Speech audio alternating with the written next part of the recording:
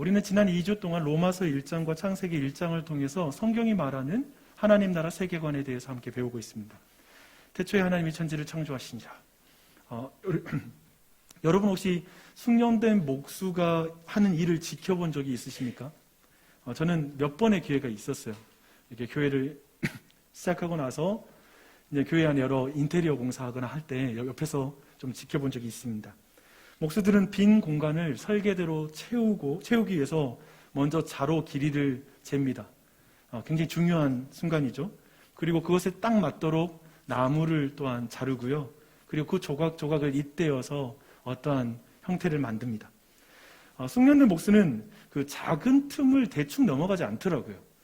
그래서 제가 볼 땐 이제 됐다 싶은데도 그렇게 그냥 넘어가지 않아요. 재료를 버리는 한이 있더라도 마감 처리를 굉장히 정말 아름답고 깔끔하게 하는 것을 보았습니다. 겉모양만 그럴듯하게 또 만드는 것이 아니더라고요. 보니까 활용과 그런 안전을 감안해서 그 내부에 외부의 충격을 받아낼 수 있는 충분한 장치들도 꼼꼼하게 만드는 것을 보았습니다. 그것을 딱 곁에서 이렇게 목수들이 하는 일을 이렇게 곁에서 보고 있으면 목수들의 그 깊은 생각, 또 사용자 중심으로 또 생각하는 깊은 생각들, 그리고 그 섬세하고 빠른 그 손을 보면 되게 약간은 존경심이 생겨요. 그래서 한번 배워보고 싶긴 한데 정말 제 손이 일명 똥손이라서 정말 그렇긴 한데 정말 배워보고 싶다는 그런 생각이 듭니다. 근데 우리는 창세기 1장에서 숙련된 목수와 같은 창조주를 우리는 만나게 됩니다. 하나님은 목수처럼 공간을 나누시고요. 그리고 그 경계선을 긋습니다. 그리고 나서 우주에는 해와 달을 포함한 별들을, 그리고 하늘에는 새를, 바다에는 물고기를, 육지에는 모든 동물들과 식물들을, 그리고 사람을 거기에 채워 넣습니다. 그 피조물 하나하나에는 하나님의 능력과 신성, 그리고 하나님의 성품이 하나하나 조각되어 있죠. 그래서 그 가운데 정말 아름다운 목수이신 하나님을 우리는 성경을 통해서 만나게 됩니다. 제가 오스트리아 빈에 지난번에 다녀왔잖아요. 오스트리아 빈에 가면 관광객들이 꼭 가는 그런 건축물이 하나 있습니다. 그게 뭐냐면 쉔브른 궁전이라는 궁전이 있는데요. 1200년도부터 1900년도 초반까지 게르만족, 즉 독일을 지배하는 그 왕족 합스부르크 왕가, 그 왕가가 사용했던 그런 궁전이 거기에 있습니다. 네, 궁전 내부에 들어가니까요, 값비싼 재료로 정말 화려한 장식들이 이렇게 정말 많이 있고요. 정말 값비싼 것들이 굉장히 많이 있습니다. 네, 무엇보다도 이제 그 투어에서 마지막에 이제 도착하는 곳이 이제 만찬장에 들어가게 됐는데요. 그 넓은 만찬장의 그 천장에 그려져 있는 그 그림 보면서 정말 압도당하고, 그리고 무엇보다도 이제 거기에 샹들리에가 있거든요. 이제 나무 조각으로 이제 나무 형상들을 막 만들고 거기에 이제 황금으로 이렇게 약간 랩을 싼, 그렇죠, 그렇게 좀 그 뒤를 금박을 한 그런 샹들리에가 있는데 그것을 그냥 한참을 보고 있었어요. 정말 너무 아름다워가지고. 근데 우리는 그런 장소에 가면, 그런 공간에 들어가면 설계자와 예술가, 그리고 목수와 금속 장인에 대해서 약간은 존경심이 생기고 아마도 그들을 찬사를 보내게 되죠. 어떤 의미에서 찬양을 하는 것이죠. 그런데 쉔브른 궁전을 나가면 그림에 나와 있던 것들이 실제가 돼요. 하늘이 직접 보이고, 그리고 나무들은 내가 손으로 만질 수 있는 그런 나무가 있고요. 그리고 사람들은 걸어 다니죠. 그림 속에 있는 모든 게 실제가 되는 것이죠. 근데 사도 바울은 특별히 그 입장료도 필요 없이 그 모든 걸 우리는 구경할 수 있겠죠. 근데 사도 바울은 인간이 만든 어떤 건축물과 그리고 예술품과 비교할 수 없는 스케일에 온 우주와 온 만물에서 설계자요 목수이신 하나님의 손을 봅니다. 그리고 하나님의 그 손을 찬양하죠. 그분께 경배를 드립니다. 여러분, 사실 우리는 우리의 일상 속에서 하나님이 창조한 세상을 매일 거닐죠. 차를 타면서, 그리고 매일 아침에 일어나서 밖을 보면 우리는 모든 것의 실제 하나님의 작품을 보고 있습니다. 거기에서 여러분은 설계자를 보고 계십니까? 그리고 목수이신 하나님의 그 손에 여러분은 어떻게 반응하고 있습니까? 이런 생각을 지난 2주 동안 우리는 이 말씀을 나눴습니다. 그런데 이 같은 세상을 보면서 전혀 다른, 정말 하나님을 전혀 보지 못하는 사람들이 있다는 것 또한도 우리는 함께 생각해 보았습니다. 그들은 보이는 우주는 나타난 것으로 말미암아 되었다라고 이렇게 말합니다. 보이는 세상의 기원을 자연에서 찾는 것입니다. 이성적으로 이해하고 과학적으로 증명할 수 없는 창조주는 신뢰할 수 없다라고 이렇게 전제합니다. 그렇다면 이런 말 하면은 그리스도인들은 이런 분들에게 꼭 이런 질문을 하죠. 그렇다면 초자연적인 현상은 어떻게 설명할 거예요? 이렇게 물으면 그분들도 다 답할 수 있는 대답이 있습니다. 그것은 과학의 기술이 더 발전하면 지금 설명할 수 없는 모든 것들을 다 설명하는 날이 올 것입니다. 과거에 어떤 신에게 신으로 설명했던 많은 것들이 지금은 과학으로 설명할 수 있잖아요. 이런 예를 들어서 아마도 그렇게 말하는 사람도 있는 것 같습니다. 심지어 우주인이 지구를 창조했고 지금도 암약하고 있다는 증거가 초자연적인 현상이라고 말하는 그런 종교도 있습니다. 실제로 이것을 믿는 종교가 있어요. 제가 참 좋아했었고 그리고 저희 애들이 너무 좋아하는 마블 코믹스는 사실 이런 상상력을 기반하고 있습니다. 여기 있는 청소년 중에 어쩌면 어떤 친구들은 마블 코믹스가 말하는 그 세계, 마블 코믹스의 유니버스라고 말하죠.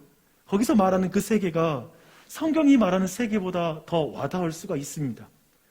마블 코믹스는 최소한 눈에 보이지 않는 하나님이 세상을 창조했다는 터무니없는 말은 하지 않거든요. 대신 양자역학과 같은 과학으로 추정해보는 다중우주론을 말하고 있고요.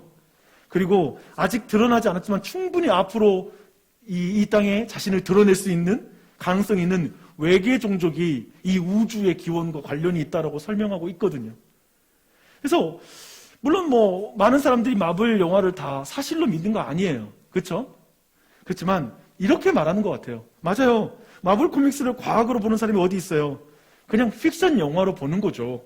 하지만 보이는 만물이 보이지 않는 하나님이 지었다는 말보다 보이는 우주는 나타난 것으로 말미암았다고 되었다라고 말하는 마블 영화가 그래도 저기는 더 와닿아요. 최소한 이렇게 말하는 친구들도 있을 것이고 세상에는 그런 사람이 더 많은 것 같습니다. 이렇게 만물이라는 같은 것을 보고도 사람들은 전혀 다른 결론에 도달합니다. 성경의 하나님을 믿는 과학자는 과학적인 연구를 통해서 수학처럼 정교하게 움직이는 세상의 그 질서와 규칙을 통해서 설계자가 있다라고 주장을 합니다. 하지만 자연주의 과학자는 그 동일한 연구 결과를 두고 진화의 아름다움과 생명의 엄청난 능력, 거기에 경외심을 가지면서 정말 이 자연 자체를 굉장히 찬양합니다. 저는 예전에 그런 경외심, 그 생명에 대한 경외심은 진화론자에게 없다라고 생각했거든요. 아니요. 진화론도 깊이 보면 그 안에 그 생명을 경외하는 윤리들을 만들어내고 있습니다. 그래요. 저는 우주의 기원에 대한 반응으로 이렇게 세상 사람을 딱 두 가지 부류가 있다라고 지금 나누었습니다. 하나님의 창조를 믿는 사람과 보이는 자연 그 자체를 믿는 사람이 이 세상에는 존재한다라는 것을 나눈 것입니다. 어떤 의미에서 종교인과 비종교인으로 나누었다라고 이렇게 말할 수도 있겠죠. 그런데 여기에서 오늘 본문을 통해 풀고 싶은 질문은 두 가지 질문입니다. 첫 번째, 온 세상을 창조한 신을 인정하고 믿으면 그는 창조주와 바른 관계를 맺고 사는 것인가? 아마 여기 대부분들은 창조주는 인정해. 그런 분들이 이 자리에 모여 있겠죠. 그렇게 살면 하나님과 바른 관계를 맺고 사는 것이라고 말할 수 있는가? 두 번째, 비종교인에게 부인할 수 없는 초자연적인 경험을 그가 직접 경험하면 그는 창조주와 바른 관계를 맺는 대로 나아갈 수 있을 것인가? 이게 두 가지 질문입니다. 사실 오늘 본문은 이제까지 지난 2주 동안 함께 말씀을 나눴던 내용들을 좀 요약하는, 다시 반복하는 듯한 인상을 갖게 할 것입니다. 하지만 단순한 반복 정리는 아닐 거예요. 오늘은 특별히 창조주를 믿는 그 의미, 그리고 창조주를 믿는 삶이란 무엇인가에 대해서 좀 더 깊이 묵상하고 생각하면서 하나님의 말씀을 듣는 시간을 갖도록 하겠습니다. 이제 말씀 들어가죠. 시편 95편은 창조주에게 사도 바울처럼 반응하는 한 시인의 그 고백입니다. 근데 1절부터 5절을 제가 읽겠습니다. 오라 우리가 여호와께 노래하며 우리의 구원의 반석을 향하여 즐거이 외치자. 우리가 감사함으로 그 앞에 나아가며 시를 지어 즐거이 그를 노래하자. 여호와는 크신 하나님이시요 모든 신들보다 크신 왕이시기 때문이로다. 땅의 깊은 곳이 그의 손 안에 있으며 산들의 높은 곳도 그의 것이로다. 바다도 그의 것이라 그가 만드셨고 육지도 그의 손이 지으셨도다. 지금 시인은 구원의 반석이신 여호와를 함께 기뻐하고 찬양하자고 초대하는 그런 말씀입니다. 네, 그는 지금 맛집을 소개하는 사람처럼 하나님이 주신 그 구원의 기쁨을 맛봤고요. 이제 그 구원의 기쁨을 함께 맛보자라고 사람들을 초대하는 그런 초대인 것입니다. 2절을 보니까 내용 보니까 개인 블로그에 사진과 창의적인 글로 맛집을 소개하듯이 구원의 기쁨을 주신 하나님께 감사하며 또한 창의적인 시로 하나님을 노래하자라고 또한 이렇게 말하고 있습니다. 어때요? 여러분 막 블로그에 맛집 소개하는 글 보면 궁금하죠? 이 정도 오면 도대체 얼마나 맛있길래 그래? 그래서 그 집을 직접 찾아가기도 하죠. 근데 오늘 지금 시편 2절까지 오늘 1절과 2절을 여러분이 딱 보고 있으면 이 정도면 우리 독자들은 이렇게 말을 한 거예요. 도대체 얼마나 구원의 기쁨이 맛있길래 이렇게 소개하고 있어? 왜 여기에 함께 하자라고 이렇게 초대하는 것이지? 라는 그런 생각을 갖게 되는 것이죠. 근데 시인은 구원의 기쁨의 그 레시피를 이렇게 말합니다. 3절이에요. 여호와는 크신 하나님이시오 모든 신들보다 크신 왕이시기 때문입니다. 바로 이것 때문에 지금 구원의 기쁨이 있다는 거예요. 크신 왕이기 때문에. 구원의 기쁨이라는 맛은 크신 하나님과 관련이 있다라고 지금 말하고 있습니다. 크신 하나님은 누구일까요? 그 내용이 4절과 5절에 나옵니다. 크신 하나님에 대한 소개예요. 그런데 4절과 5절을 보기 전에 우리가 먼저 고대 근동의 신관에 대해서 약간의 이해를 가질 필요가 있습니다. 고대의 신들 있잖아요. 로마 신화이든지 다른 고대 근동의 모든 신들은 사실 주특기가 있습니다. 그리고 두 번째로는 활동 지역이 있습니다. 그래서 주특기로 말하자면 로맨스의 전문가 큐피드. 예를 들면 로맨스와 관련해서는 그쪽으로 문의하세요. 뭐 이런 문제가 되는 것이죠. 그리고 또한 어떤 지역이 있죠. 바다에서 활동하는 포세이돈. 또 산을 주관하는 어떤 신. 이런 식으로 지역을 주관하게 됩니다. 근데 이런 내용들, 이런 고대 신들에 대한 이해는 사실 출애굽 때 10가지 재앙 가운데 나왔던 그런 동물들, 그런 지명들이 굉장히 중요하게 우리에게 이해될 수가 있습니다. 예를 들면 그때 이제 그 10가지 재앙을 보면 개구리, 이파리, 나일강 등이 등장하는데요. 사실 그것들은 애굽 사람들이 신으로 숭배하는 그런 대상들이었습니다. 그래서 당시 예배자들에게 이제 뭐가 필요하냐면요. 고도의 정치력이 필요합니다. 그래서 어떤 신에게 찾아가야 다른 신들을 섭섭하게 하지 않으면서 내 문제를 해결할 수 있을 것인가. 그러니까 그때 주소가 중요해요. 이런 거 있잖아요. 예전에 우리는 그런 게 있었어요. 한 집안에 두 종교 믿는 거 아니다. 그래서 온 집안이 기독교를 믿기도 하고요. 또 기독교를 믿는 거, 하나님을 믿는 걸 절대 반대하는 집도 있죠. 왜냐하면 한쪽 섭섭하게 했다가 큰일 난다. 이거예요. 그러니까 지금 그런 어떤 생각을 해본다면 우리가 어떤 그런 신관 속에 우리는 성장해 왔어요. 샤머니즘이 우리 기초가 되기 때문에 그런 배경에 신관이 여기 안에 있다라는 걸 보면 돼요. 근데 중요한 건 뭐냐면 고대의 신관에서 예배자는, 즉 인간은 사실 신을 선택하는 위치에 존재하게 됩니다. 어떤 신을 선택해서 어떻게 빌까를 내가 결정하는 거잖아요. 그런 의미에서 예배를 결정하는 주인으로서 여전히 존재할 수 있습니다. 고대의 신에서는 그래요. 그래서 자기 부인이 필요 없는 인간 중심적 신관을 그대로 유지할 수 있죠. 인간은 선택자예요. 신을 골라요. 오늘날에 내가 교회도 내가 선택해서 왔지.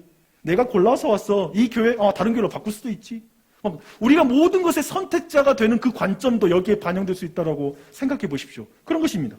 그런데 하나님은 사실 10가지 재앙을 통해서 지금 그 모든 신들을 깨뜨리는 거예요. 그 깨뜨리는 의미는 뭐냐면 그 당시에 주특기신 그리고 지역신과 같은 당대의 신관을 깨뜨리는 것입니다. 그리고 나는 다른 신이다. 즉 크신 하나님이다. 크신 왕이다라는 것을 이 10가지 재앙을 통해서 드러내고 있는 것입니다. 그래서 땅의 깊은 곳과 산의 높은 곳이라는 수직적인 공간과 바다와 육지라는 그 수평적인 공간, 그 모든 걸 창조하고 다스리는 여호와다라는 것을 말씀하고 있는 것이죠. 그래서 여호와는 모든 신들보다 크신 왕이다라는 표현을 씁니다. 모든 신들보다 크신 왕이다. 근데 여기서 주의할 건 이 표현은 다른 신들을 인정하면서 그 중에 내가 가장 힘센 신이야 라고 하나님이 자신을 소개하는 그 말이 아닙니다. 그게 아니에요. 시인은 지금 자신이 믿는 하나님은 어떤 주특기와 지역의 범주에 갇히지 않는 그 모든 걸 창조한 창조주야. 그 모든 우주의 주인이야. 라고 이렇게 힘주어서 말하고 있는 표현인 것입니다. 그렇기 때문에 이제 기독교에 그리고 성경을 믿는 사람들 안에서는 이제 달라진 게 뭐냐면 예배자의 위치가 달라집니다. 예배자는 하나님을 선택할 수가 없습니다. 4절의 표현을 보십시오. 산들도 주의 것이요 바다도 주의 것이다. 그렇다면 여러분은 누구의 것이죠? 사람도 주님의 것이에요. 주인이 하나님입니다. 그래서 성경의 하나님은 예배자가 선택할 대상이 아니라 예배자를 택하시는 크신 왕이십니다. 완전히 주도권이 바뀝니다. 예배자는 더 이상 자신의 삶의 주인으로서 하나님 앞에 설 수 없습니다. 여러분 지금 어떤 위치에 서 있습니까? 하나님이 여러분의 주인입니까? 아니면 여러분이 여러분의 삶의 주인입니까? 계속 묻게 되죠. 창조주가 자신의 주인이라고 고백하는 게 바로 예배자입니다. 기독교의 예배입니다. 창조주를 믿으면서 내가 내 인생의 주인이라고 고집하는 건 성경 안에서는 들어설 수 없는 불가능한 신앙관입니다. 그래서 1절부터 지금 5절까지의 내용을 쭉 봤는데요. 사실 이 1절부터 5절까지의 내용을 이렇게 좀 대화적으로 표현할 수 있을 것 같습니다. 내가 왜 구원의 반석이신 여호와를 찬양하는 줄 아십니까? 왜 당신에게 구원의 기쁨을 나누고 싶은 줄 아십니까? 생각해 보십시오. 우리가 믿는 하나님은 온 우주의 창조주이십니다. 온 우주의 창조주라고요. 그렇다면 그분만이 우리의 주인이요, 그분만이 우리의 왕이십니다. 우리에게 소유권이란 없습니다. 우리가 가진 모든 것의 주인은 하나님이십니다. 이것만으로도 하나님은 우리의 예배를 받기에 합당한 분이십니다. 그런데 온 우주의 왕이신 하나님이 나의 구원의 반석이 되어주셨습니다. 나를 구원해 주셨습니다. 나같이 볼품없는 인간을 창조주 하나님이 살아가셨다고요. 그러니 오라 우리가 여호와를 경배하고 찬양하자 라고 말하는 이 구원의 기쁨이라는 맛이 이렇게 졸여져서 나오는 거예요. 그러니까 이 맛이 우리 모두가 여러분 지금 못 느끼겠다 하거나 아니면 그런 얼굴로 계실 필요 없고 다들 공감하는 얼굴인데 지금 이런 과정을 통해 그 구원의 기쁨이 우리는 표현되죠. 창조주가 나의 구원자요 라는 감격이죠. 제가 사실 고등학교 2학년 때 이 시인이 말하는 내용을 조금은 경험한 것 같습니다. 제가 고등학교 2학년 때 그 고등부 회장이었어요. 그 교회 고등부. 근데 그 당시에 제가 교회와 성경을 정말 모르는 상태였습니다. 이 이야기를 우리 교우들 몇 분은 여러 번 내가 말씀드렸던 내용인데 우리 청소년들도 있고도 하니까 한 번 더 지금 나누도록 하겠습니다. 제가 그때 내 영적인 상태가 어떠냐면 우리 청소년들 잘 들어봐요. 제가 주일에 낚시를 가면 그 다음 주에 교회를 오겠다고 하는 친구의 말을 듣고 한 번 주일을 빼먹고 낚시를 갔어요. 대단하죠? 그렇죠? 그러니까 대단한 믿음, 아니 대단한 영혼사랑? 그게 아니에요. 그 당시에 뭐냐면 내가 고등부 회장인데 어떻게 하면 고등부 숫자를 늘릴 수 있을까? 내가 한 사람이라도 더 채워야지 내 어떤 실력이 증명되는데 어떤 그런 생각이었어요. 되게 믿음도 없고 교회가 뭔지도 모르고 예배가 뭔지도 모르는 그런 정말 학생이었습니다. 근데 그 시기에 또 어울리는 친구들과 함께 술을 마시기 시작했습니다. 저는 맥주의 시원함을 조금씩 알아가기 시작하고 소주의 그 쓴 단에 어떤 그 이치를 조금씩 분별하여 나아가는 단계에 있었습니다. 이 시기에 참 그렇게 엉망으로 있으면서 화요일마다 광주 중앙교회에서 있었던 화요 집회를 계속 참여를 했어요. 근데 그때 어느 그날은 뮤지컬을 하는 그런 날이었습니다. 뮤지컬은 이렇게 하나님이 천지를 창조하는 것으로 시작을 했어요. 그리고 인간을 창조하는 장면. 근데 그리고 나서 인간이 타락하는 장면이 그 뒤를 이어져 진행되었고요. 그리고 나서 성자 하나님이 그 세상을 사랑하사 다시 이 땅 가운데 내려오셔서 십자가에 달리는 장면까지 이어졌습니다. 그리고 나서 십자가 위에 달리신 예수님이 아버지 저들을 용서해 주십시오. 저들이 자기가 하는 일을 알지 못합니다. 라는 그 말이 앞에서 딱 선포됐을 때 제가 그 말씀을 듣는 순간에 주체할 수 없는 어떠한 슬픔 가운데 바닥에 주저앉아서 떼굴떼굴 굴렀던 것 같아요. 정말 엉엉 울면서 막 다른 사람이 안 보이더라고요. 그냥 눈물 콧물 쏟으면서 하나님 앞에 내 자신을 돌아보면서 회개하고 돌이키는 그런 시간이었습니다. 근데 그때 제가 주저앉은 이유가 오늘 말씀과 관련이 있습니다. 그 창조에 대한 어떤 그런 뮤지컬을 보는데 갑자기 모든 게 내 안에 믿음으로 들어오더라고요.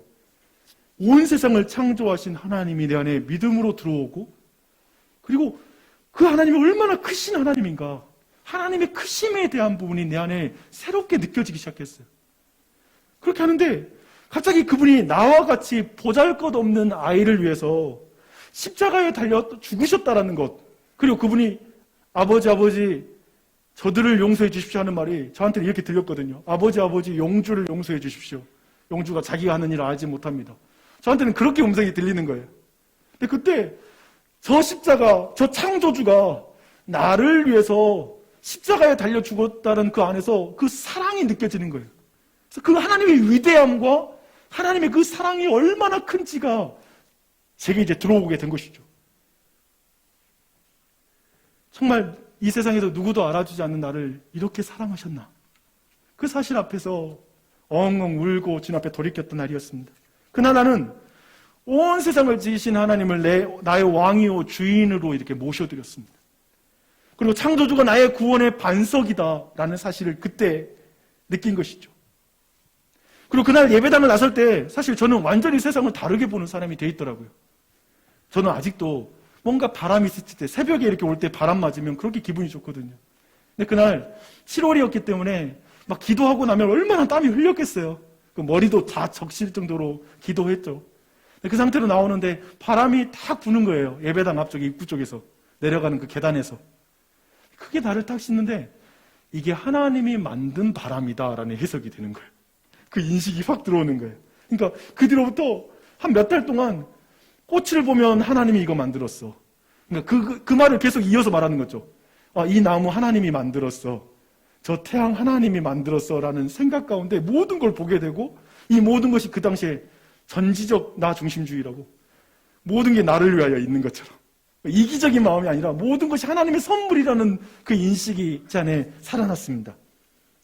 그리고 그 과정 속에 제 인생의 목적도 그날 바뀌었죠.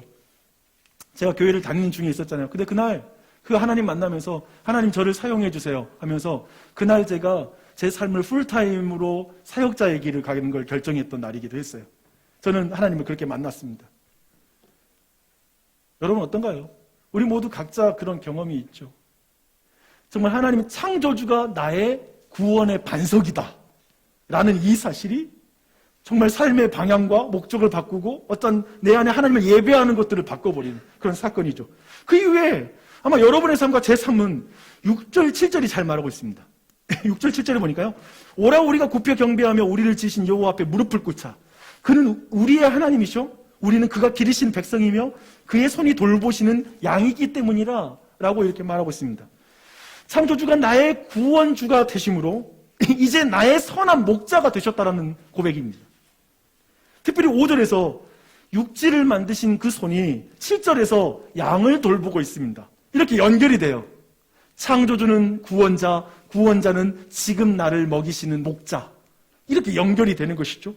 주 안에 사랑하는 여러분, 온 세상을 창조하신 손은 십자가 위에서 죄인을 구원한 손이고요.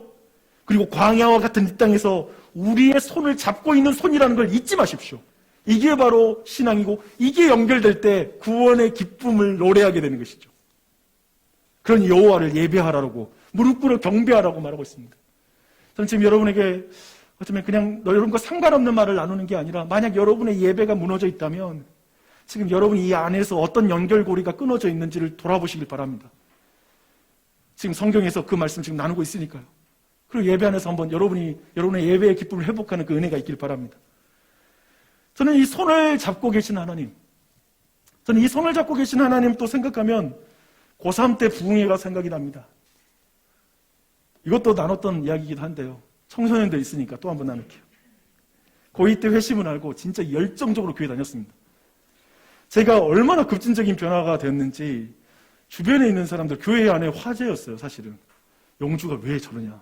제가 그때까지 교회를 다니는 건 제가 운동권이었잖아요. 맨날 축구하고 교회 가서 맨날 놀고 이런 걸 너무 잘해가지고 그 당시 우리 교회가 워낙 믿음이 없어서 너무 잘 노니까 회장을 뽑아놓은 거죠. 사실 믿음 있는 친구가 있었거든요. 굉장히 아직도 이해가 안 돼요. 근데 제가 그렇게 했는데 교회에서만 했는데요. 너무 많이 변화된 거죠. 돈을 빨리 벌겠다고 저 공업고등학교를 갔어요. 인문계를 가도 됐어요. 사실 제가 성적 이런 것들이. 근데 전 다른 게 없었어요. 돈 빨리 벌겠다고 공업고등학교 갔어요. 근데 거기서 그날 내가 신학을 하기로 결정한 이후에 대입을 준비하겠다고 이제 고3부터 준비 들어갔습니다. 어쩔 수 없잖아요. 아무런 배경 없으니까 더 열심히 해야 되죠. 근데 그 가운데 고3 때 부흥회가 있었던 거예요. 부흥회에 이제 저녁이면 참여를 했죠. 맨 앞줄에 앉아서 말씀하시면 아멘! 아멘! 그때 교회가 순복음교회였습니다. 순복음교회였는데 그 중에서 제일 소리가 큰 아이가 저였습니다. 지금은 제가 여러분이 마스크도 가리고 있어가지고 아멘을 하는지 목소리도 거의 안 들리기 때문에 그렇지만 목소리 너무 큰 것도 부담되거든요. 그렇죠? 아멘! 아멘! 여러분 돌아가십니다. 아멘! 말도 안 될 때 아멘 하고 막 그런 경우도 있잖아요. 근데 그 당시 정말 아멘 하면서 예배를 드렸어요. 근데 그때는 부흥회가 4일, 5일 막 이렇게 했거든요. 그리고 아침, 점심, 저녁까지 이렇게 3번씩 이렇게 모이기도 했고요. 근데 부흥회를 마치기 전날에 부흥 강사님이 내일은 가족들이 다 한 줄에 앉아 계십시오. 가족을 위해 특별히 기도하는 시간을 갖겠습니다 하니까 또 마지막 날이니까 또 특별하잖아요. 사람들이 모두 그 마지막 날에 그렇게 가족들끼리 다 앉았어요. 근데 그러고 나서 마지막에 가족끼리 손잡고 기도하는 시간이 진행이 됐어요. 근데 친구들은 다 가족들과 함께 기도하죠. 근데 저는 맨 앞자리에서 혼자 기도를 하게 된 것이죠. 여기 청소년들 앉아있지만 지금 부모님 때문에 억지로 나와 있는 것 같은 친구도 있을 수 있고 모르겠어요. 여러분 안에 믿음이 아직 없기 때문에 예배하는 어떤 마음이 어떨지는 모르겠지만 부모님이 함께 예배하고 여러분의 손을 잡고 있다는 것이 얼마나 큰 은혜인지 알았으면 좋겠어요. 진짜 큰 은혜입니다. 그리고 우리가 자녀를 붙잡고 기도하는 게 어마어마한 은혜입니다. 근데 저는 그렇지 못했죠. 근데 약간은 그 서러운 마음이 있잖아요. 근데 다 이제 부모님 잡고 기도하는데 혼자 앞에 맨 앞자리에 앉았거든요. 또 혼자 이렇게 막 기도를 시작했습니다. 근데 기도를 하는데 누가 내 손을 잡아주는 것 같은 느낌이 드는 거예요. 내 손을. 눈을 떴어요. 누가 잡아주나 싶어서. 그게 아니더라고요. 아무도 안 잡아줘. 손이 되게 뜨거웠어요. 되게. 손이 힘줘서 뜨거울 수 있겠지만 저는 그렇게 생각하지 않아요. 하나님이 잡아주고 계신다는 생각이 들더라고요. 순간 그러면서 하나님의 그 위로 가운데 정말 기도했던 그 기억이 나는데 저는 하나님의 손, 우리를 기르시는 하나님의 손 그러면 저는 그 장면, 어쩌면 외로울 수밖에 없었던 순간에 하나님 내 손 잡아줬던 그 기억이 납니다. 그 기억 생각나면서 오늘 말씀 준비하면서 이 찬양을 너무 부르고 싶다는 생각이 드는 거예요. 우리 다 같이 주님여 이 손을 꼭 잡고 가소서라는 찬양인데 제가 6절, 7절 말씀을 여러 가지 해설로 설명할 수도 있겠지만 그냥 이 찬양 같이 고백하는 것으로 우리가 내 손을 잡아주신 하나님이 누구신지 그걸 찬양으로 정말 같이 고백하면 좋을 것 같습니다.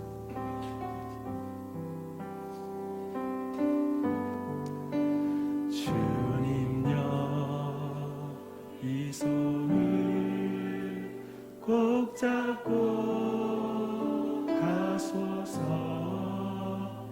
약하고 피곤한 이 몸을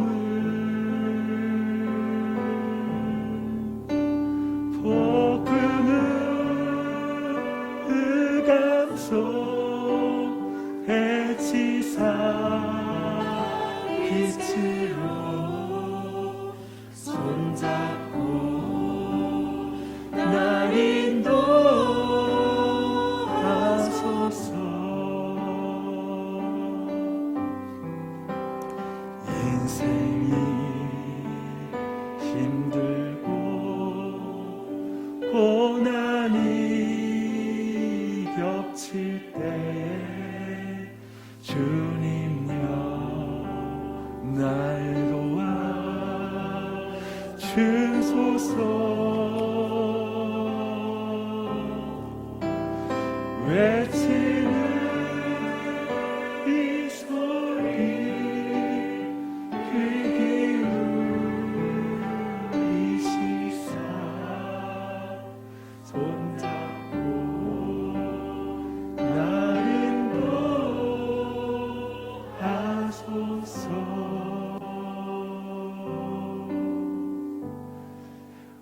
돌보는 손은 창조주의 손입니다. 그래서 지역신과 주특기신은 어떤 순간에 우리 손을 놔버릴 수 있는 신관이죠. 근데 우리는 어디서나 무엇을 하든지 하나님의 손은 놓치지 않아요. 붙잡고 계신 줄 믿습니다. 오늘 지금 시편 96편 1절부터 7절을 함께 살펴봤는데요. 우리는 이 내용을 우리의 구원자는 창조주요 창조주는 선한 목자이십니다 라는 이 말로 요약할 수 있습니다. 그리고 다르게 이것을 요약할 수 있어요. 우리를 죄와 사망에서 구원한 예수님의 손은 온 세상을 창조한 창조주의 손입니다. 그 창조주의 손은 지금 나를 기르시는 선한 목자의 손입니다 라는 게 지금 1절부터 7절까지 손이라는 그 주제로 전체 내용을 연결하는 것입니다. 성경의 시인은 이 진리가 가진 그 의미를 깊이 이해한다면 이제 이 진리에 두 가지로 반응할 수 있다는 걸 말하고 있습니다. 이 두 가지 반응, 첫 번째 먼저는 뭐냐면 우리를 구원하고 기르시는 창조주 하나님께 굽혀 경배하는 것, 우리가 쭉 살펴봤죠. 굽혀 경배하고 예배하는 것으로 표현된다는 것이죠. 여러분, 나이 들어 주름지고 거칠어진 어머니의 손을 잡은 자녀는 눈물을 훔칩니다. 그 손이 나를 어떻게 길렀는지 알잖아요. 저는 저희 어머니 손 잡으면 그렇습니다. 몇 번이고 문지르면서 그렇게 미안합니다. 고맙고 눈물을 흘릴 때가 있습니다. 지난주에 어머님 뵙고 또 김치 가지고 가라고. 김치 가져오고 어머니 김치 담그고 놨는데 2층에 올라가시는데 손으로 계단을 짚고 올라가는 거예요. 허리가 안 좋으셔. 우리 모두는 부모님의 그 굽어진 허리 보면 왜 그렇게 됐는지 알기 때문에 우리 마음이 겸손해지는 거예요. 근데 지금 하물며 세상을 만드신 창조주의 그 권능의 손에 못이 박힌 거예요. 나를 구원하고 날 기르시려고. 근데 그 손으로 우리를 구원하고 기르시니 그분 앞에 무릎을 꿇고 예배하는 것. 그래서 그 구원의 기쁨이 있다라는 것이 이해되지 않습니까? 이것을 느끼는 게 바로 기독교 신앙의 구원의 기쁨이에요. 그리고 이게 예배예요. 시인은 이제 7절부터 정말 저는 오늘 7절부터 정말 보고 싶은 두 번째 반응이 나오는데요. 이 두 번째 반응을 주목하게요. 너희가 오늘 그의 음성을 듣거든 너희 마음을 완악하게 하지 말지어다 라는 말씀을 7절부터 주고 있습니다. 이 말씀은 뭐냐면 너희가 오늘 이란 말은 뭐냐면 너희가 오늘 세상을 말씀으로 창조하신 창조주의 음성을 듣거든 너희가 오늘 너를 구원한 예수님의 음성을 듣거든 너희 마음을 완악하게 하지 말지니라 라는 게 지금 이 창조주의 한 두 번째 반응입니다. 시인은 죄인을 구원하신 창조주를 믿는다라는 것은 이제 하나님을 왕으로 모시는 거고 그리고 그 하나님께서 말씀으로 세상을 통치하고 있는데 우리가 이제 그 말씀에 순종함으로 하나님의 통치를 드러내야 된다. 통치를 받을 뿐만 아니라 통치를 드러내야 된다라는 걸 말씀하고 있는 것입니다. 그런데 그때나 지금이나 이 부분에서 진리가 잘 작동하지 않습니다. 그리스도인들이 하나님의 말씀을 청종하는 걸 어려워하는 것입니다. 여러분, 이제 앞에서 내용부터 한번 제가 무슨 의미인지를 제가 다시 한번 질문으로 설명드릴게요. 질문합니다. 여러분은 창조주를 믿습니까? 좀 확신 있게 하시죠? 좀 믿으시면 믿는다고? 여러분은 창조주를 믿습니까? 네. 죄로부터 당신을 구원하신 예수님을 믿습니까? 네. 지금도 하나님의 손을 꼭 잡고 있습니까? 이제 당신은 하나님을 당신의 크신 왕으로 인정하고 그분을 예배하고 계십니까? 이제 당신은 왕이신 하나님의 말씀에 순종함으로 당신의 모든 삶의 영역에서 하나님의 통치를 받고 있습니까? 네. 확인하셨죠? 점점 질문을 진행할수록 목소리가 작아집니다. 지금 처음에 창조주에서는 굉장히 아멘 했는데 뒤에 그 창조주의 통치를 그 말씀의 순종함으로 여러분 받습니까? 라는 질문에 왜 자신이 없냐면 내가 적절하게 거기에서 반응하지 못하고 있다고 생각했거나 아니 나는 기독교 신앙은 그냥 주일날 예배드리고 위안 얻으러 왔을 뿐인데 나는 그 정도로 내 삶 전체가 광신도처럼 들어가는 건 별로 원치 않아 라는 종교관을 가졌거나 여러 이유가 있을 것입니다. 마지막의 내용에서 줄어들었습니다. 제가 주목하고 싶은 이 부분입니다. 왜 이게 단절될까? 근데 시인이 이 부분에서 이제 그들을 출애굽 때 한 광야의 한 사건을 통해서 이제 이런 어떤 신앙적인 부분에 대해서 경고하고 있습니다. 그 내용을 한번 보게요. 사실 출애굽기 15장 내용 한번 봐보게요. 성경을 펴셔야 될 것 같습니다. 출애굽기 15장입니다. 여러분이 제가 말씀 나눌 때 눈으로 보면서 좀 같이 따라가야 될 부분입니다.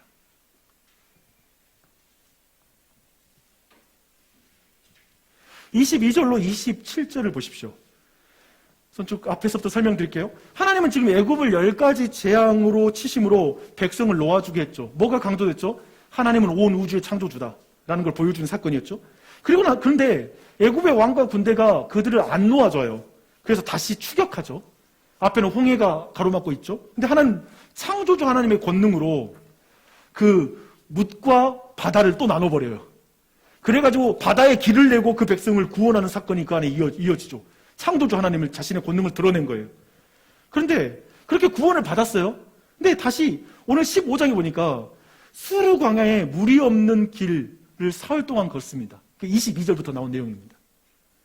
근데 마라라는 곳에 물이 있긴 했어요. 하지만 물이 먹을 수 없는 물이 있었습니다. 그래서 백성들이 원망을 해요. 그래서 15장 25절에는 하나님이 그들을 시험했다라는 표현을 씁니다. 하나님이 시험을 했어요. 그들이 말씀을 지키나 안 지키나, 율법을 지키는 백성이 되게 하기 위해서. 여러분 이것만 기억하시고 16장 넘어갈게요.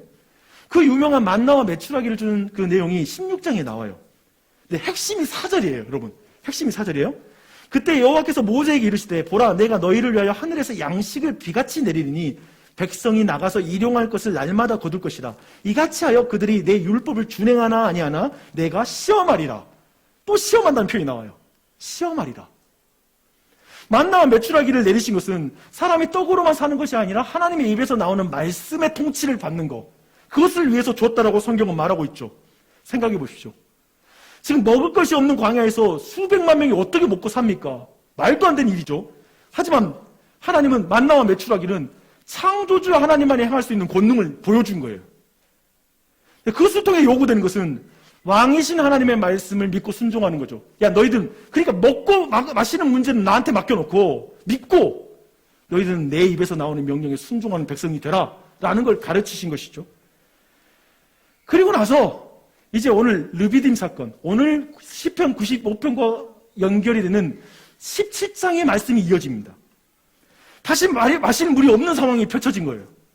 사람들은 이때 다시 모세와 다투고 모세를 돌로 쳐 죽일 것 같은 어떤 적의를 드러냅니다. 분노를 드러냅니다. 놀랍게도 하나님은 모세를 통해서 반석을 지팡이로 쳐서 그 반석에서 물을 내서 그 완악한 백성들을 먹이시는 일이 17장에 나오는 내용입니다. 너무 은혜롭죠? 그렇죠? 근데 여기서 매우 흥미로운 표현이 나옵니다. 2절을 함께 읽겠습니다. 17장 2절이에요. 백성이 모세와 다투어 이르되 우리에게 물을 주어 마시게 하라. 모세가 그들에게 이르되 너희가 어찌하여 나와 다투느냐? 너희가 어찌하여 여호와를 시험하느냐?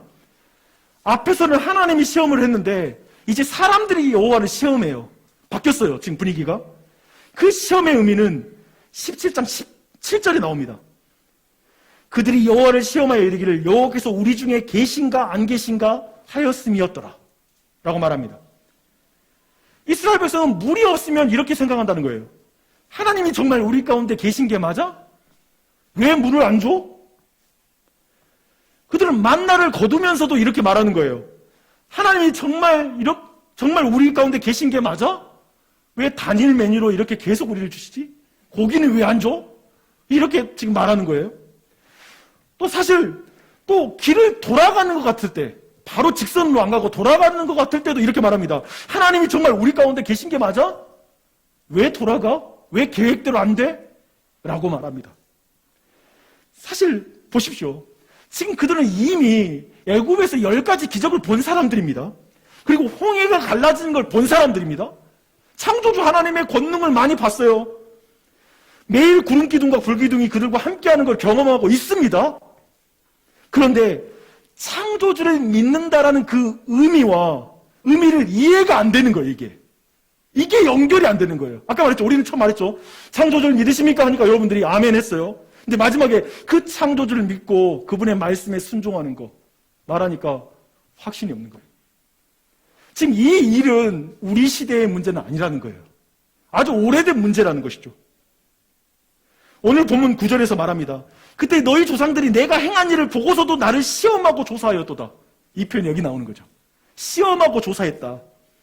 아직도 선한 목자와 같은 창조주가 그들의 아버지라는 걸 못 믿겠는 거예요. 40년 동안 하나님은 그 세대로 인해서 근심했다. 이 일 때문에 하나님 자꾸 시험하니까 근심했다라고 또한 말씀을 이어가고 있습니다. 놀랍게도 오늘날에도 교회는 창조주 하나님을 시험하고 있습니다. 그리스도인은 창조주 하나님을 시험하고 있습니다 라고 말하면 여러분 화가 나십니까? 어떻습니까? 인정할 수 없겠습니까? 하나님이 계시다면 이렇게 해주세요 라는 기도가 있죠. 안 해주면 안 믿어버릴 거예요. 하나님은 정말 이 상황에 저와 함께 하시는 것입니까? 라고 말할 때도 있습니다. 그들은 지난주에 우리가 본 것처럼 요나처럼 스스로, 요나는 히브리인이라고 말했지만 그들은 요나처럼 나는 그리스도인이야 라고 말합니다. 하늘과 땅을 창조한 창조주를 난 믿어 라고 이렇게 창조주 신앙을 가지고 있다고 말합니다. 그러나 하나님, 왜 저 원수를 가만히 두십니까? 저 사람을 가만히 두는 것을 보면 하나님은 계시지 않는 것이 틀림없습니다 라고 이렇게 말할 때가 있습니다. 우리도 먹고 마시는 경제적인 문제, 윗사람과 아랫사람, 부부의 문제, 자녀 문제 등으로 하나님이 정말 우리 가운데 계십니까? 안 계십니까? 하고 하나님을 시험하는 때가 있습니다. 마음으로 근심하고 염려하며 모세와 다투는 것 같지만 사실 하나님이 말하죠. 사실 저들은 나와 다투는 거다라고 모세에게 말합니다. 그처럼 인생의 문제를 두고 부부끼리 다투는 것 같지만 실은 하나님과 다투는 경우가 있습니다. 참으로 신자의 삶의 자리가 하나님과 다투는 무리바가 될 때가 있고요. 일상이 하나님과 맞서 싸우는 맞사가 될 때가 있습니다. 그렇지 않습니까? 결국 나의 구원자는 창조주이고 그 창조주는 나를 기르시는 목자이십니다 라는 이것을 자꾸 망각하게 된다는 거예요. 이스라엘 백성이 40년 동안 상황 따라 망각한 것처럼 늘 이게 새로운 거예요, 우리에게는. 그런데 우리 하나님은 그 백성을 망각하지 않으십니다. 여러분 이 사실을 기억하십시오. 지금 르비딤에서 하나님의 반석에서 물을 내요. 지금 그 백성이 어떤 지금 백성인지 아시잖아요. 쭉 설명해 드렸잖아요. 그런데도 그 물을 내줘요. 하나님이 우리 가운데 계신가 안 계신가 라고 시험하는 사람들을 위해 우리 가운데 계신 하나님 임마누엘 예수 그리스도를 하나님은 보내주셨습니다. 이것이 우리의 소망입니다. 구원의 반석이신 하나님이 사람의 몸을 입고 이 땅에 구원의 반석으로 오셨습니다. 모세 때에는 모세가 지팡이를 쳐서 물을 냈지만 이제 예수 그리스도는 사람들에게 채찍에 맞으심으로 말미암아 십자가로 그를 내리침으로 말미암아 예수 그리스도는 목마르지 않는 영원한 생명수를 우리에게 흘려주십니다. 사도 요한은 저 부정한 사마리아 여인에게 구원의 반석이신 그 예수 그리스도를 이렇게 그 예수 그리스도의 말씀을 이렇게 들려줘요. 사실 사도 요한은 이런 시편 95편과 그리고 출애굽에 대한 명확한 지식을 가지고 있고 그 구원의 반석이라는 걸 이미지를 가져오죠. 들어보십시오. 예수께서 대답하여 이르시되 이 물을 마시는 자마다 다시 목마르려니와 내가 주는 물을 마시는 자는 영원히 목마르지 아니하리니 내가 주는 물은 그 속에서 영생하도록 솟아나는 샘물이 되리라. 오라 듣는 자도 오라 목마른 자도 올 것이요 또 원하는 자는 값없이 생명수를 받으라. 아멘. 이렇게 말씀하십니다. 다시 돌고 돌아서 1절로 돌아왔습니다. 구원의 반석이신 예수 그리스도. 이제 서론에서 던진 질문을 이제 다루고 말씀을 정리하겠습니다. 저는 이 두 가지 질문을 말했습니다. 첫 번째, 온 세상을 창조한 신을 인정하고 믿으면 그는 창조주와 바른 관계를 맺고 사는 것인가? 여러분 모두 아까 아멘이라고 말했죠. 창조주를 믿는다고 말했습니다. 그렇다면 바른 관계를 맺고 사는 것인가? 여러분이 답하셔야 될 것 같습니다. 여기에 내가 어떻게 규정할 수 있는 정답은 없는 것 같습니다. 여러분은 자신의 구원의 반석이신 창조주이심을 창조주이심을 믿으십니까? 그분이 당신을 기르시는 선한 목자이신 것을 믿으십니까? 당신은 광야와 같은 세상에서 먹고 마시는 문제, 관계 문제, 죽을 것 같은 여정 속에서 그 선한 왕의 말씀을 따르고 싶다고 고백하고 계십니까? 답하십시오. 두 번째 질문입니다. 비종교인에게 부인할 수 없는 초자연적인 경험이 일어나면 창조주와 바른 관계를 맺을 수 있을까? 여러분이 답하셔야 됩니다. 사실 이스라엘 백성들이 이미 답을 했습니다. 사실 여러분은 이제까지 얼마나 많은 영적 체험을 했습니까? 여러분도 제가 아까 제 체험이 너무 특별해 보일지 모르겠지만 여러분은 다른 형태로 동일한 은혜를 받은 사람일 것입니다. 그렇죠? 여 안에 많은 분도 하나님이 여러 가지로 여러분을 사랑하는 것, 여러 가지 특별한 경험을 통해서 여러분에게 알려주셨을 것입니다. 근데 지금 혹시 하나님을 시험하고 있지 않으십니까? 먹고 사는 문제 앞에서 하나님 어디 계셔? 관계 문제 앞에서, 깨어진 관계, 부부 문제 앞에서 하나님 우리 가운데 계셔? 계획이 틀어지는 상황 속에서 하나님과 다투고 있지 않으십니까? 무엇보다 이거예요, 여러분. 무엇보다도 지금 이 순간에 여러분 하나님의 말씀 앞에 마음을 완악하게 하고 계시지 않습니까? 하나님의 말씀 앞에 지금 오늘 이 말씀마저도 완악하게 듣고 계시지 않습니까? 11절에서 시편 기자는 엄중한 말씀을 하고 있습니다. 들으십시오. 그러므로 내가 노하여 맹세하기를 그들은 내 안식에 들어오지 못하리라 하여도다. 주 안에 사랑하는 여러분, 말씀 전체를 좀 살피니까 이런 내용으로 마지막 이 말씀을 나눌 수 있을 것 같습니다. 신의 존재를 인정하는 것으로 안식에 들어가는 게 아닙니다. 여러분 기억하십시오. 난 신의 존재를 인정해. 그리고 교회에 다녀. 그러니까 나는 안식에 들어갈 거야. 아닙니다. 조물주의 존재를 어렴풋이 아는 것으로 천국에 가는 게 아닙니다. 예배당에 나와 있어 종교적 안정감을 매우 느끼고 있기 때문에 그래서 성경이 말하는 안식에 들어가는 게 아닙니다. 그 종교적 감성은 타종교인도 느끼고 있습니다. 하늘에서 불이 내리는 기적, 과거에 교회에서 신비한 체험을 했다고 하여 하나님 나라에 들어가는 게 아닙니다. 대단히 과거에 교회에서 대단히 활동하고 막 선교단체에서 활동하고 막 과거에 내가 대단한 어떤 위치에 있었다고 해서 하나님 나라에 들어가는 게 아닙니다. 주의를 지키고 11조를 한다 하여 안심하지 마십시오. 사실 이제 말씀드리는 것이 중요합니다. 만약 여러분이 왕이신 하나님의 말씀에 완악한 상태로 있다면 그 모든 것은 아무것도 아니라는 의미입니다. 여러분의 과거의 경력을 제가 무시하려고 한 말은 아니었습니다. 중요한 건 뭐냐면 중요한 건 이거예요. 여러분이 이 순간 하나님의 말씀을 완악하게 듣느냐 마느냐의 말입니다.